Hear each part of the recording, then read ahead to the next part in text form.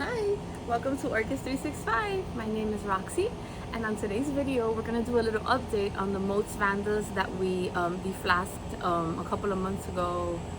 Well, a while ago. Yeah, I'm gonna link the video at the end so you can see. So, I had put them in a special peat moss kind of mix that Dr. Motes suggested when I spoke to him, and that was ideal because that helped them grow roots and stay moist. However, we're going into rainy season and they're living outside now, so as preventive measure we need to pull them out of this substrate, and we need to pull them out of this substrate that they're sitting in to prevent any rotting or overwatering, because the rains have already started getting a little heavier, and come June it'll be out of control. So we're gonna do that together now. Before we get started, here's my assistant Julio. He's already inspected all of the orchids on the table, and he got so tired from the inspection that he now needs a cat nap, right baby? Have a good nap. Okay, since I don't know who's living in there, I'm gonna go ahead and put on my glove. The plan is to put them right where they are, but without all that stuff inside of it. And then in time, I'm gonna make some of the little Vanda baskets, and they will individually go in their Vanda baskets. I can't leave them together when they get bigger, because then they're gonna get all tangled up. This guy is falling out. What is the best way to do this? It got wet in the morning, so the contraption that we made does this, which is great. So what I'm gonna do is I'm gonna see how I can loosen. Oh, perfect. Yes, it loosened them up a little. Let's see what the root situation is. This one got a sunburn, so I can just cut that off and she'll be fine. The sun did move and I had to move a lot of things. So there's the first one. I'm gonna wash off the roots and show them to you when I'm done.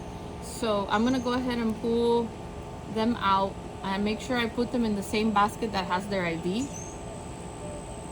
And eventually, when the roots get just a little bit bigger, they're actually doing pretty good, guys. The size, it's pretty good.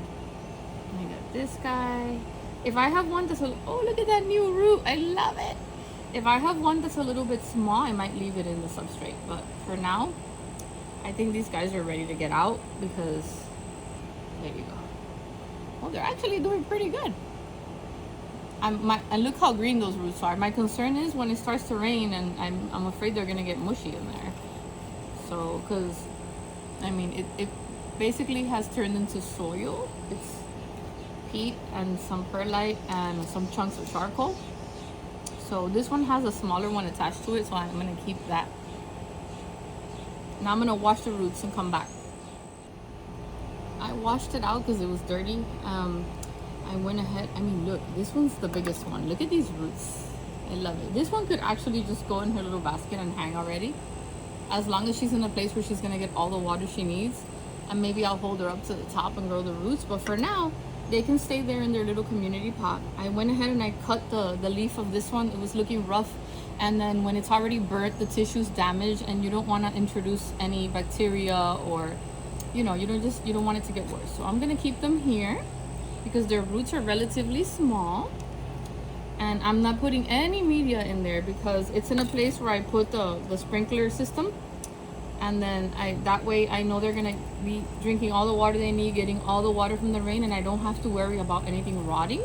So I'm just gonna go ahead and put it right back where it was and grow them without any media. Then as I see them getting bigger, their roots getting bigger, they're gonna have their individual Vanda baskets. So I'm done with the first one. I'm gonna go ahead and do the same exact thing.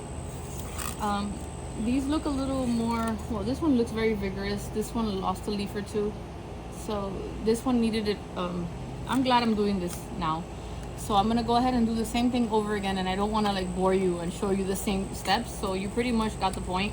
You wanna do the wobble and make sure you don't hurt any roots, because these are already starting to be really good friends. See? So I'm gonna go ahead and wash these apart, and I'm gonna carry on and do that, and I'm gonna show you how it's gonna look back there. So I came back to my little seedling pergola and I put them right where they were. They look beautiful, they look happy. I have the other, from the other videos, my seedlings growing here, the Vandas over there. Some of them are doing great, some of them need a repot. Little by little, I will organize everything. I just want to show you. I have one here that I'm so proud of. This was from my first deflasking ever, and that's like the video that I made that I had no idea what I was doing. And look at the size of that thing. It's really hard to accomplish this, especially when you don't have a controlled environment and you're growing entirely outdoors, and sometimes it gets too cold, too hot, and you don't have space to bring them in. I want to encourage you to try new things. Remember, I'm a very passionate hobbyist, and I'm not a professional. I learn as I go, and I try to just share my knowledge. This last deflask that I did, I learned more. It was the third time I did it. I got some really good tips from Dr. Motes. And you know, what's the worst that could happen? Just try. When you feel the urge to try something new, especially when it comes to growing and it feels, you know, rewarding and therapeutic, go for it. Don't let anybody stop you or intimidate you from doing things. Sometimes people can be very opinionated on how you grow your things and everything that you do. And that's fine. People will be like that all the time. There's that golden rule, you know, treat others as you would like to be treated. And I feel like it also applies to people that are opinionated. If you feel the urge to just type some advice or something, just do it in a nice way. It's nice. This is a community that we help each other grow, but it's all in how we say things, okay? This is why I love to remind people that we must be kind. There's no space in this community for hate or rudeness. We're all growing and we're all learning together, and it's okay to share our experiences, our opinions, and sometimes it's okay to see something and move on, right? Sometimes it's better that way. But anyways, I just wanted to throw that out there. I don't want anybody to ever feel like they can't. Always try. Never say never. You never know. The results could surprise you. I just want to remember to always be kind. I wanted to show you the Keep Calm and Repot On. This will be my shirt for the summer. It's also online. They are listed on www.orchids365.com. They get made as soon as you order them, so you can change from regular tee to v-neck or a different color. I took off shipping. There's absolutely no shipping. So what you see is what you get. If you are a first-time online customer, you will get your 10% off on top of the free shipping. Don't miss out. This is a summer deal, guys. So I hope the follow-up was helpful. If you have any questions, feel free to ask. I'm gonna put the video of when I bought them in the end of the screen, so that way you guys can see. So anyways, always be kind. Have a beautiful week. Catch you next time. Bye.